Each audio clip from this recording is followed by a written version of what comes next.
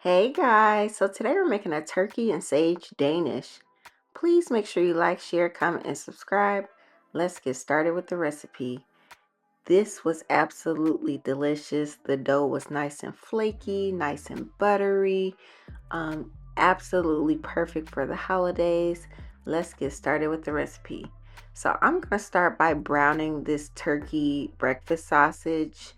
Um, and so I've made a similar recipe like this before. I just use puff pastry instead of the homemade dough you're going to see me make here. But I'm just going to brown the breakfast sausage.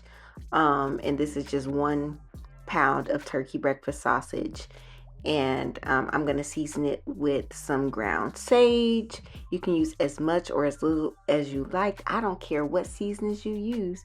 Just make sure your food is not bland, because we don't want no bland food, y'all. I'm also going to add in a little bit of poultry seasoning and some dried thyme leaves, and then I'm going to stir this together. And this is definitely giving Thanksgiving, winter, holiday vibes for sure. And I don't know what happened to the other footage, but all I did was add some flour and some chicken broth to make a gravy for this, or you can use like a can of cream of chicken or something like that.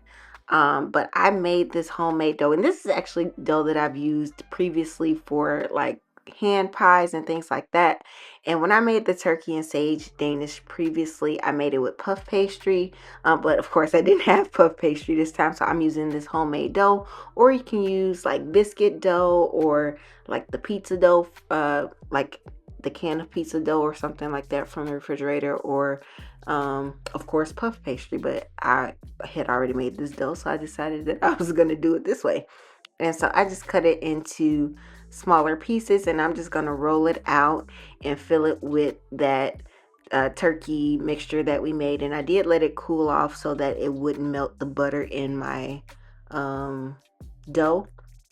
One thing that I would change is the amount of gravy that I made. I do think that it made it a little bit too moist, and so I would probably have some gravy on the side and not mix the meat with so much of the gravy, if that makes sense. But I'm just going to continue to fill my dough with this meat and gravy mixture.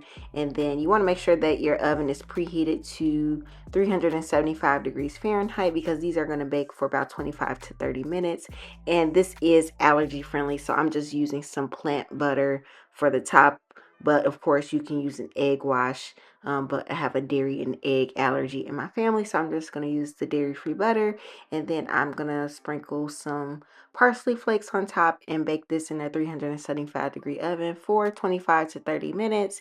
And this is the finished product, you guys. These were absolutely delicious, perfect for breakfast, brunch, a quick little snack. But again, this dough is nice and flaky, nice and buttery. The filling was nice and flavorful and juicy, as you can see. I hope you guys enjoyed this recipe. Please make sure you like, share, comment, and subscribe. See you next time. Bye.